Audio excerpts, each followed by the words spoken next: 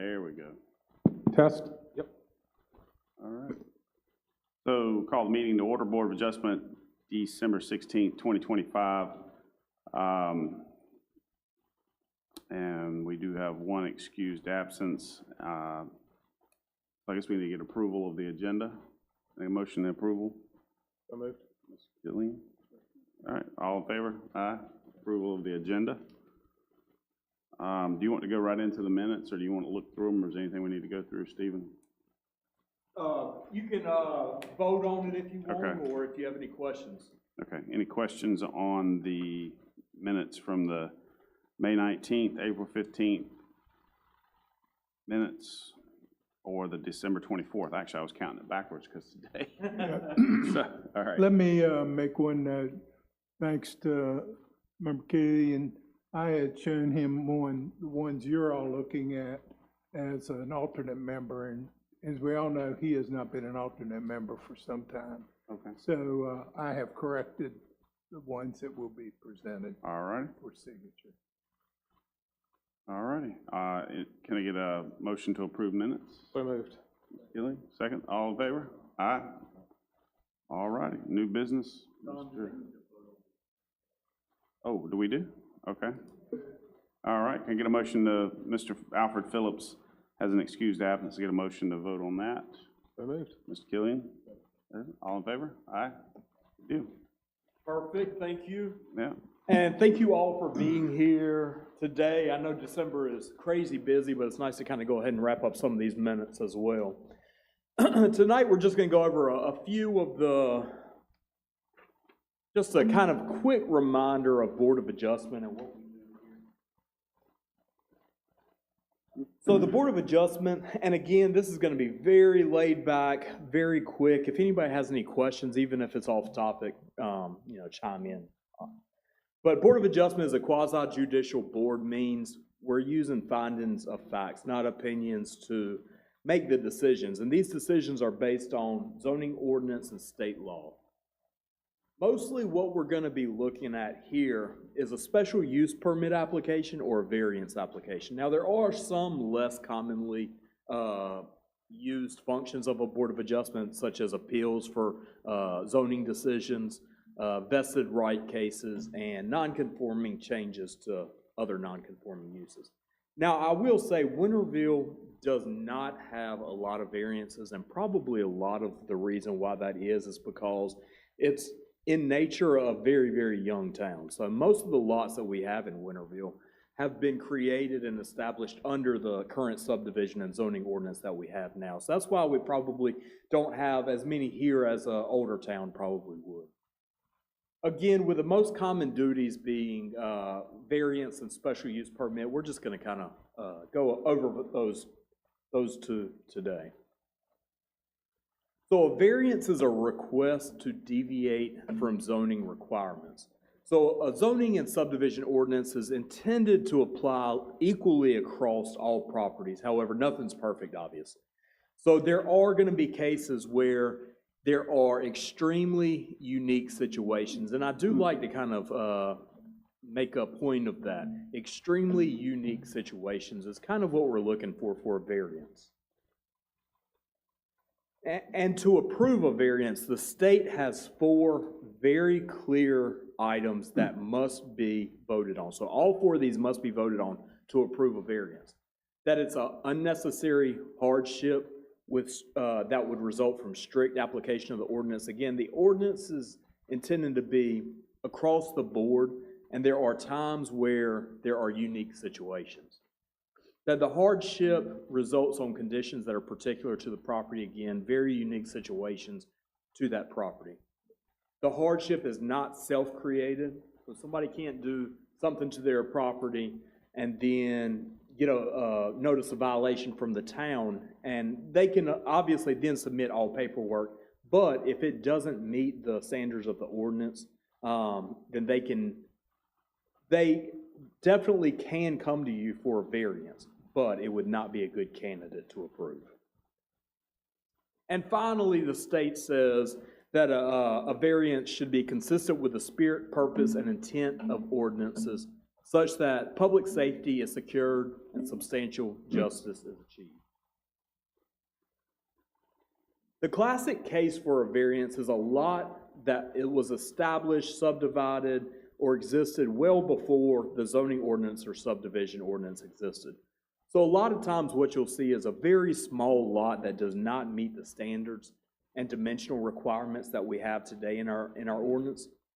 And this is a great example right here. This is a very small lot here in Winterville that was built well before our zoning and subdivision ordinance. It's actually 0.06 acres, or just about 2,600 square foot lot. Now, it's a 50-foot deep lot with the R6 zoning district. Obviously, the R6 zoning district came well after the lot was established because the whole area was zoned R6. Well, with a 20-foot front yard setback and a 20-foot rear yard setback, this property, if this house burned down, there would be a 10-foot swath of land where they could build a house. Well, that's unreasonable. I think this would be a great candidate for a variance if this house burned down, or even if this lot existed empty now, and somebody says, hey, I inherited this lot from my grandfather, I want to build on it now. How can I achieve this? They would have to go through a variance and seek approval from this board. This would be an unlikely candidate, and I just chose this lot. It's a random, it is the most random lot. I just picked one. But this was established under current zoning and subdivision ordinance standards, like most lots, again, in Winterville, with it being a young town R. Nothing is unique about this property, but let's say the homeowner wants to do an addition on the side of the home because they say, well, that's where my hallway goes, and that's the only way it makes sense. Obviously, zoning, if they cannot meet setbacks, zoning cannot approve it. They could say, hey, I want to go to the Board of Adjustment for a variance and request a variance and add on to the side of my home.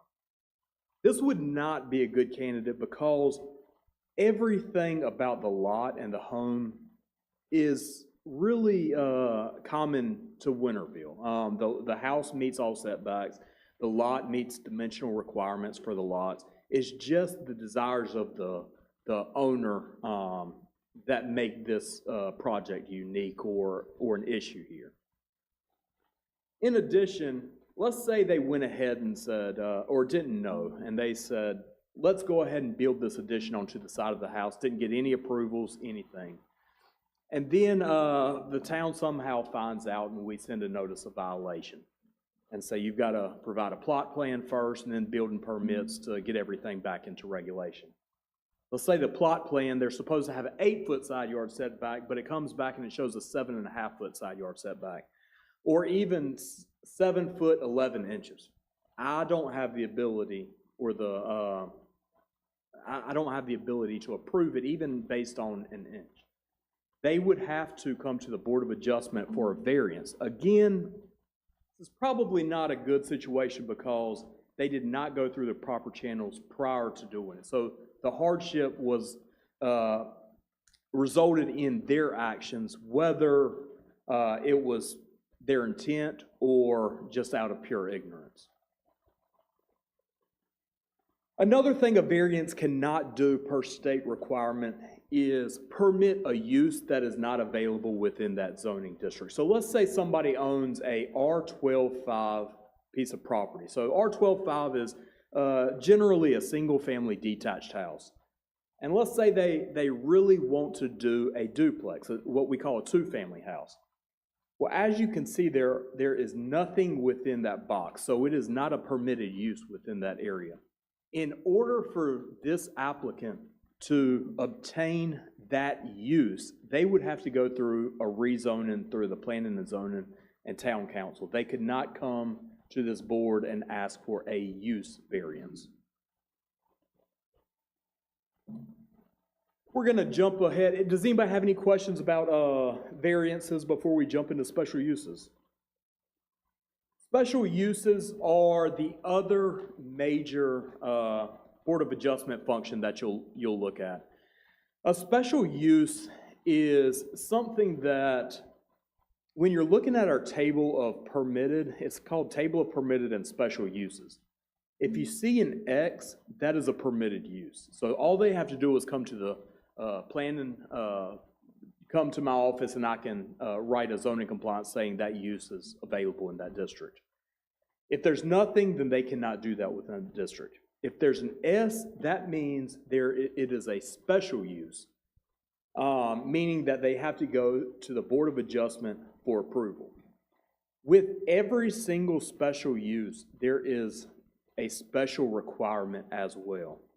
So today we're going to look at, just really briefly, the use type: agricultural chemicals, pesticides, and fertilizers as wholesale trade. So this use right here in the agricultural residential district is a special use. They have to go through the Board of Adjustment for approval. Special, and the use has special requirement 26 attached to it. So the applicant must present to the board that they can abide by all of the special requirements of that special use. I picked one that is extremely simple because it just is easier to explain. So within the agricultural residential district, if you want to do this use as a wholesale, then it states in the agricultural residential zoning district, you must have a minimum of 5 acres site for that use. You must also be a minimum, you can be no closer than 50 foot to a residentially zoned piece of property that is not your own piece of property. So a good way that an applicant would probably show this is if the building already existed that they're going to use, they would probably just bring a plot plan to show that it's 6 acres, it exceeds the 5-acre minimum, and that the buildings are outside of the 50-foot district. Now, if they do not have that, they might create a plot plan, or it could be something that they state in the application. We ensure that once it's developed, it'll be that. And these will be conditions tied to that use. So once the construction drawings are submitted, if it's approved by the board, then we as staff will ensure that nothing is 50 foot closer to that house, and that they did not subdivide that lot under 5 foot prior to the zoning compliance. So again, the S represents the special use, and so the special use permit is reviewed by A through E. So there are 5 requirements that the state says is required to approve a special use. One, is it listed as a use within the special use? So is there an S on that use? The use will not endanger public health or safety where and how it's being proposed. That the use meets all required special requirements of that use. Again, that there's 5 acres and that there's nothing 50 foot closer to that property. That it will not injure the value of adjoining or abutting properties, or that the use is a public necessity. I think that's something that we chatted with Keene one time about, that, you know, if it's a sewer lift station, for instance, and it's a special use requirement, but that's the only place the town can put it, then it does allow as a public necessity for it to be approved under that. That the location and character of the proposed use and design will be in harmony with the area it's located, in general conformity with the plans of development in the town and its environs. And the board can always impose additional restrictions as they deem necessary. So as long as it is to help ensure that the public welfare, substantial justice, or the intent of the ordinance is served in those additional requirements from the board.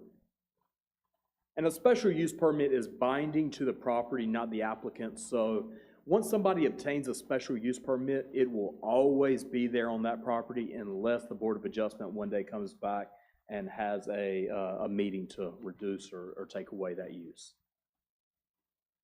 Deciding on a special use permit, again, this kind of goes back to the quasi-judicial statement that it's based on findings of facts rather than opinions.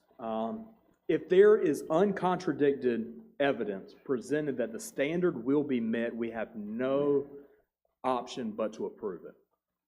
If they provide insufficient evidence and do not provide enough detail for you to know that the standard can and will be met, you have no option but to deny.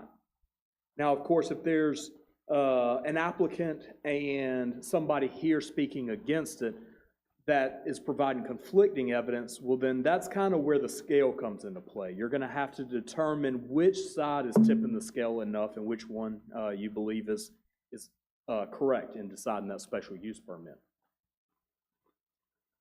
Finally, just going into kind of overall Board of Adjustment, general details and rules. Of course, no ex parte communication, so prior to the hearing, we can't talk about the meeting. If somebody does call, right, that's okay. Typically, you're going to try to stop them before they say too much, but if you do get stopped in the grocery store by somebody and they've given you a paragraph statement about the hearing, it's best to state at the hearing that somebody reached out to you and talked to you about it. However, it will not affect your judgment. Same with visiting the site. You can always visit a site once we release the agenda, but try not to have any communication with somebody regarding that site. So if you're driving past somebody's house, maybe slowly drive past their house rather than pull into their driveway, in which they might kind of come out and say, hey, what's going on? No bias. Board members must remain neutral, and state says they cannot participate if they do have a biased opinion on a hearing. Now, sometimes somebody might reach out to you or send you an email and they make great points, and for whatever reason, you cannot shake it.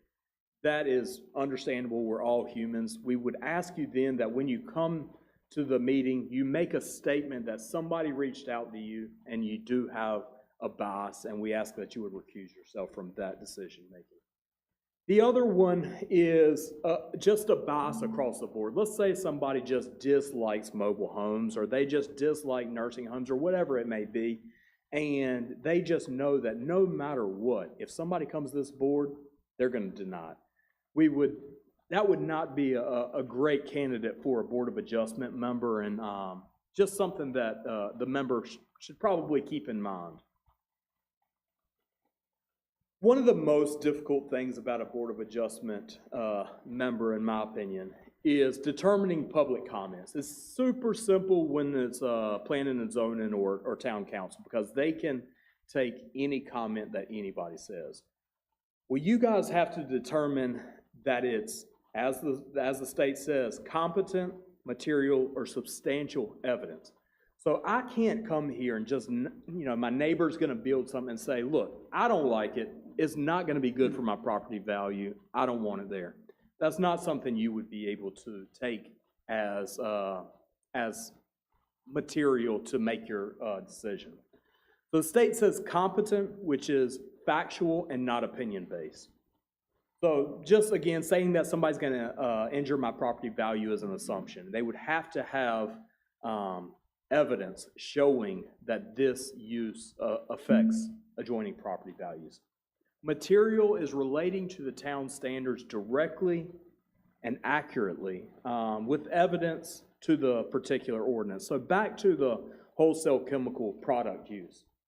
In the agricultural zoning, residential zoning district, if a neighbor came by and said, hey, they are requesting this wholesale chemical product use on this property, but they only have 4.5 acres, that would be direct material evidence right there. Finally, substantial and sufficient evidence. This is even more difficult. So this is something that says it supports a conclusion. Again, it goes back to that scale. Sometimes you're going to have the applicant present an amazing, their case amazingly. And then you'll also have somebody present the opposite side of it amazingly. That's where it really gets difficult for the Board of Adjustment. You have to kind of weigh those two sides to see which one is really compelling the final decision making.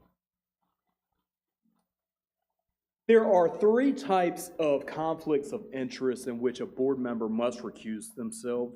A financial conflict, which is direct financial impact to you. A relationship conflict, which pretty much means you're going in biased. You're so close to this person, you don't feel like you can go in with neutral thoughts. And then obviously the last one is a neutrality conflict. So maybe it's a subject or somebody's reached out to you and you're already biased coming into that hearing that night. General notes to the burden of proof, as I stated, is always on the applicant. So if you do not have enough information to make the decision, then you have to deny. An affected party, whether it is the person making the decision, whether it's you on the board, whether it's a resident in the town, can appeal a decision to the North Carolina Superior Court within 30 days of the decision of this board. Quorums and votings. A special use permit just requires a simple majority, 3 members, whereas a variance requires 4/5. So we need at least 4 people to create a quorum when we do have variances. And at no time on Winterville's board would there ever be more than 5 members making a vote. With an alternate member, the alternate member can participate in those meetings, they just cannot vote in those meetings. And this is the last slide. I told you I was going to be fairly quick with it, but finally, the Board of Adjustment, you do not have to remember all of the details of a Board of Adjustment, your requirements and the procedures of hearings. Staff is here to assist, and I try my best when we do get a hearing to set up the slides in a way that'll help kind of walk me and the board through the decisions and things that need to be considered for that. But if there's ever any questions too, certainly feel free to reach out and let us know. But with that, again, that's all I really had tonight. We kind of wanted to get some minutes completed and see y'all before the end of the year. And if there are any questions.